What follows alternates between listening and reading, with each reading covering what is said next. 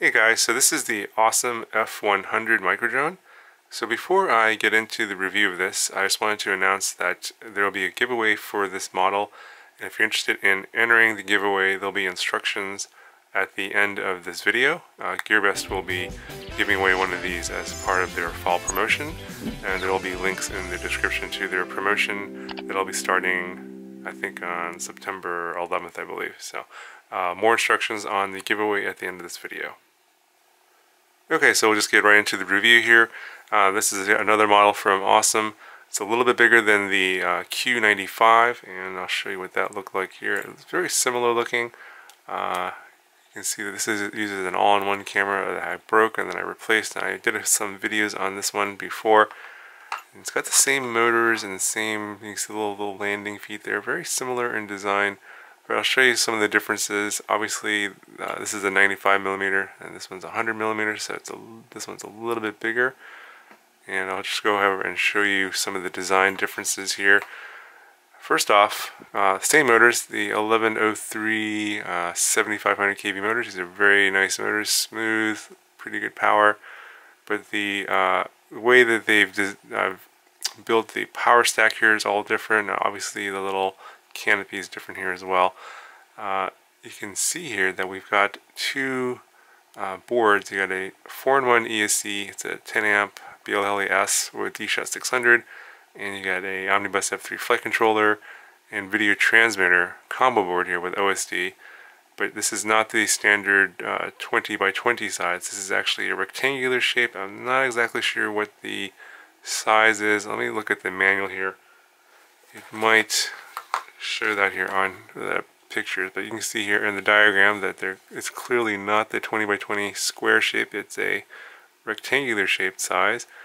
And as I mentioned, the ESC board is 4-in-1 10 amp, and then the flight controller has the video transmitter in it as well.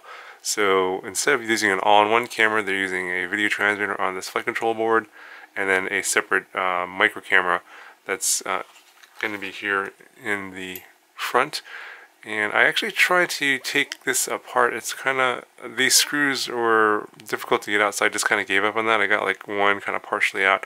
You can take this top canopy off if you remove these 4 screws here, and then the whole thing will actually pop off, and then you can see here that this is where the micro camera is mounted, and there's a little ring here that squeezes on the lens, and it's screwed in on the side here with these 2 screws here. So if you want to adjust your camera angle, you can loosen those up and adjust your camera angle. It's just on this little ring here, and then you got some wires that go to the flight control board. The one on the right there is for the camera, and then the one on the left there is for the receiver.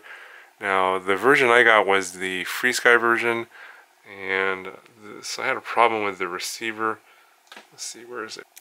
So this is the receiver that I got, and I think this is an XM FreeSky receiver. I'm not 100% sure. It does say XM something or XMV3 right there. I'm not sure if that's going to come out on camera, but it seemed like it would bind to my Trans. I was using a Trans QX7 and also the Special Edition. I tried both of them. I tried to bind it in D8 mode. That didn't seem to work. D16 mode seemed to work, and I got a solid green light, and I could tell that it was bound because then when I would turn off my transmitter, the light would start flashing. I would be in failsafe mode, but I would get absolutely no response from the flight controller. And I tried switching different UART ports, different receiver settings. None of them seemed to work, so I wasn't really sure what was going on with this receiver. It seemed like the receiver had a connection to my transmitter, but it wasn't sending anything to the flight controller that I could see inside Betaflight configurator. So might have a bad receiver here. It's also possible, I heard that some of these receivers need a firmware update, and I was like, okay, how the hell do I do that? I don't really use Taranis every day, so I just kind of gave up on this receiver. So if you happen to have the FreeSky version and need a firmware update on this receiver. I'll try and find a video that actually explains that somewhere, and I'll put that in the description. If you want to know how to do that, let me know in the comments. But instead of sticking with that FreeSky receiver, I decided to just swap out that receiver, and I put in a micro FlySky receiver here. It's just the FS RX28 Pro, and I just desoldered that connector off of the other receiver and soldered it onto my FlySky receiver, and that just plugs into that port right there. And in the instructions, it shows you the wiring for that receiver port. You got ground on that, and then you got 3.3 volts, 5 volts, and then this one wire for the signal does PPM, S-bus, and I-bus, and SUMD if you're a Futaba, I guess.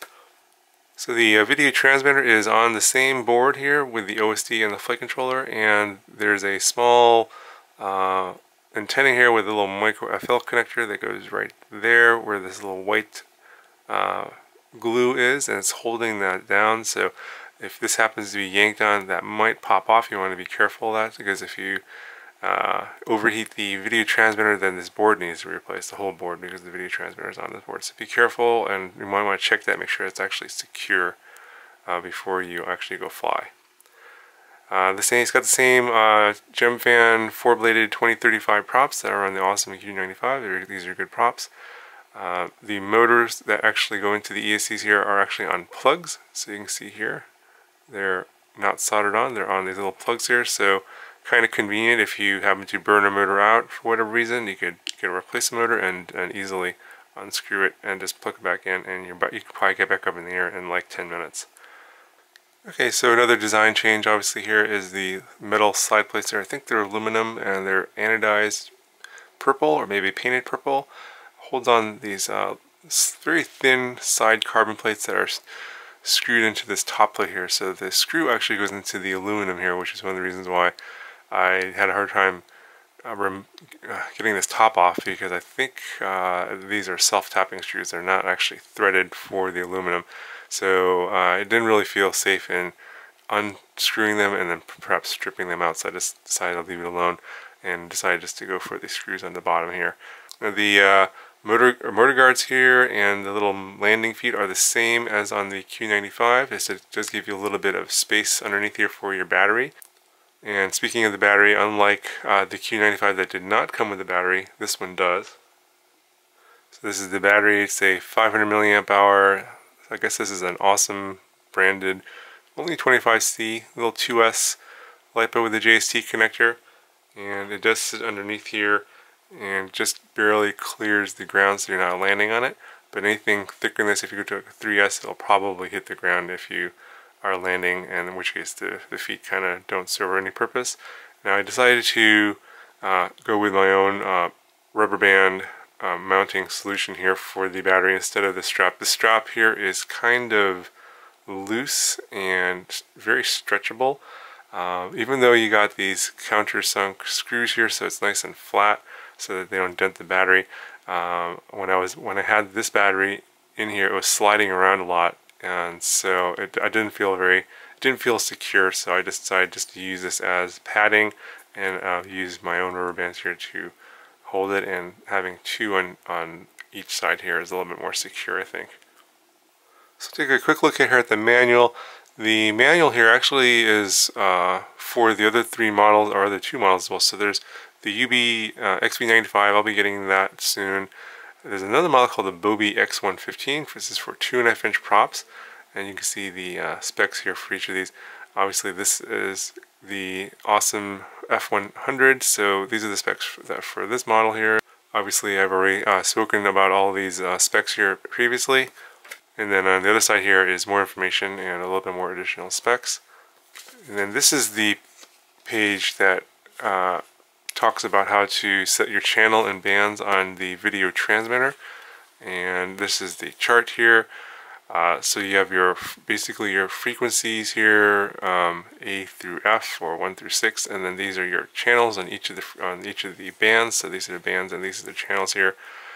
And basically, to find your channel is kind of a challenge because there's 48 channels here. So there's two lights. There's a red light and a blue light that's on the flight control board, and it's fairly difficult to see here. It's right behind this little nut, and actually if I plug it in, the lights will turn on. Let me see that. Okay, so now you can see two flashing lights back there. There's a flashing blue light and a flashing red light, and that's an indication for your bands and channels.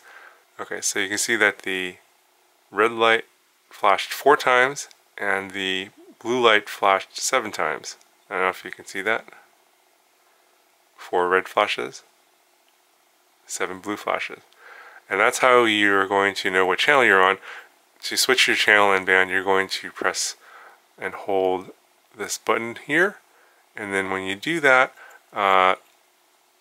the first light that'll turn solid will be the red light. That's going to be your band changing channel, or your band changing indicator. And so then what you want to do is you want to find your band by the number of flashes that you get. So in my case, I got four red flashes, so that means I'm on band D. This is actually the Fat Shark band, the one that I fly normally. And the blue light here is your channel indication, and in my case it flashes 7 times because it's on channel 7. If you want channel 1, you have to keep pressing the button until it only flashes 1 time. So it is a bit of a hassle changing your channels and bands because you have to wait for the flashes, and it took a little while to actually find my actual band and channel, so something to keep in mind. And also one other thing you have to remember is that you have to long press to save that channel. So once you've seen the flashes for your bands and flashes for your channel, then you also have to once again long press the button to save it, and then power cycle your board and then check to see if that you're actually on the correct channel, because it actually doesn't change the channel while you're cycling through the channels. So like in a lot of other video transmitters, you have to actually save it, and then once you save it, then the actual channel change occurs at that point. Okay, and then lastly in the box you get the same prop guards that came with the Awesome Q95, and then you get an additional receiver plug here if you want to put a different receiver on. I just reused the one that was on there, and then you get an extra rubber band here, though I don't think that rubber band's all that great. I only got 1 set of props, and it does include the screws to mount the props.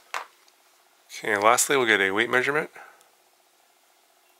So we're coming in at 54 grams, which is kind of interesting because on the instructions here it says it's 48 grams without the battery. I'm assuming because with the battery it's going to be even more. Let's throw in the battery here. Altogether it comes in at 84 grams, 84 and a half. And the battery by itself is about 30 grams. Now, I was normally flying the Q95 with these 350 style batteries from King Kong, and that's a 20 gram battery, so it's about 10 grams less. And I think this guy is also less too. That was 54. It's a little bit less. It's 51.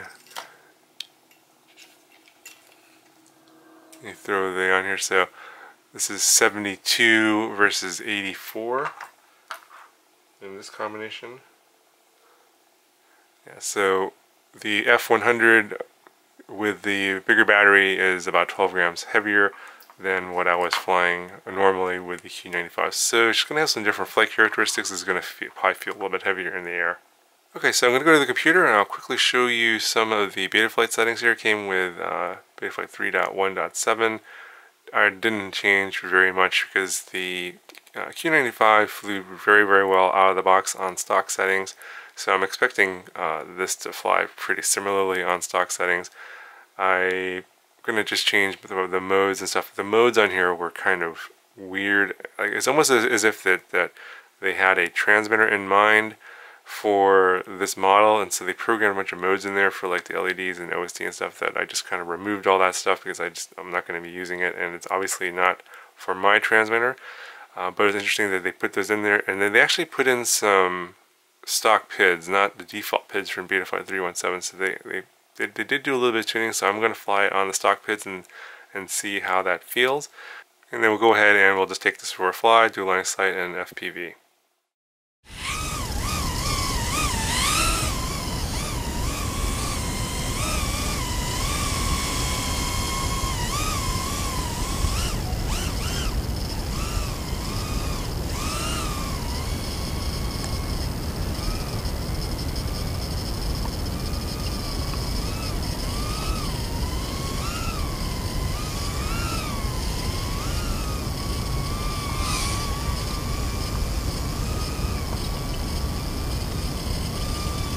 Seems really stable so far. Smooth. Alright, see what a punch out's like. Not bad.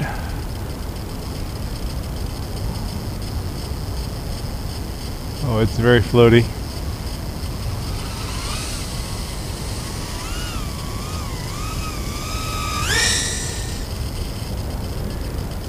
I think it's a little bit heavier than the Q95, so it's not quite as punchy. Still pretty decent for 2S.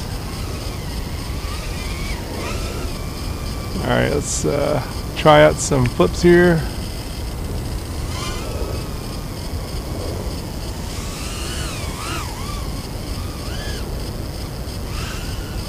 Yeah, I can definitely tell it's heavier. You can see it dropping faster. The rolls are very crisp.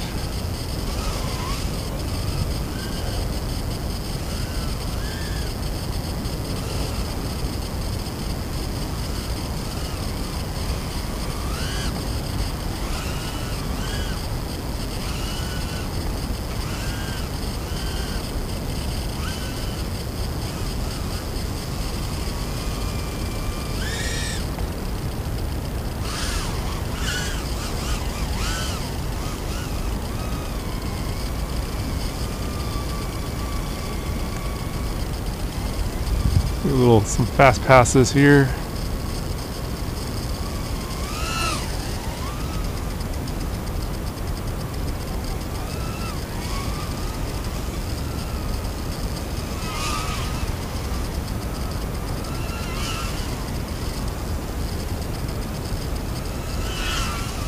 Woo! Pretty quick.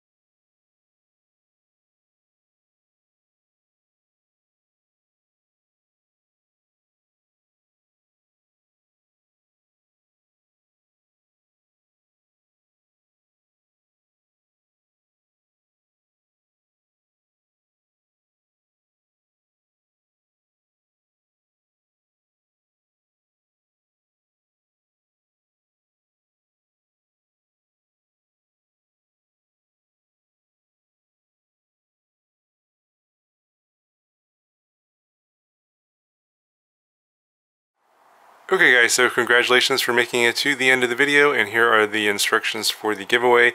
This giveaway is going to be only for subscribers, and only for subscribers that have subscribed to my channel as of September 5th. Anyone that just subscribed to win the giveaway is not eligible, and so I need to verify your subscription, and so you need to make your subscription public. So I'll select a winner, and I'll explain the selection process in a second here. But mostly, this is the most important thing is that this is only for subscribers and subscribers that have subscribed to my channel on or before September 5th. And if you've subscribed after that, then you will be disqualified. Basically, I don't like doing giveaways too often, and I just want to do this giveaway to reward to the people that have subscribed to my channel already. I know that when I've done big giveaways in the past, people subscribed, and then after the giveaway was completed, they unsubscribed. So I just want to do a giveaway that will reward people that have been on my channel for a while and have been watching my videos. Now, in order to be selected as the winner, you have to leave a comment in this video, and it has to have the secret code. So it's going to be hashtag secret code, and which is going to be in a video between now and I believe September the 9th. So this is when the contest will end, at the end of September 9th, and the winner will be selected on September 10th, and I'll publish the winner on September the 10th. So in one of my videos between now and September 9th, I will flash a hashtag with a secret code that you will have to put in the comment section of this video, and then that's how I will select the winner. Yeah, I know it's kind of complicated, but again, I want to reward the people that are watching my video, and not just someone comes along and says, "Oh, it's a giveaway, I'll put a comment in and I'll win." If you're one of those people, I don't want you to comment on my video, because this is for people that have been on my channel and been watching my videos for a long time, and those are the people that I want to make sure that this goes to. So that's it. It's a little bit complicated, hopefully not too complicated. If you have any questions, let me know. Again, when you do leave a comment, make sure that in this video you only leave one comment, otherwise you're disqualified. If you have a question, then leave me a question on one of my other videos.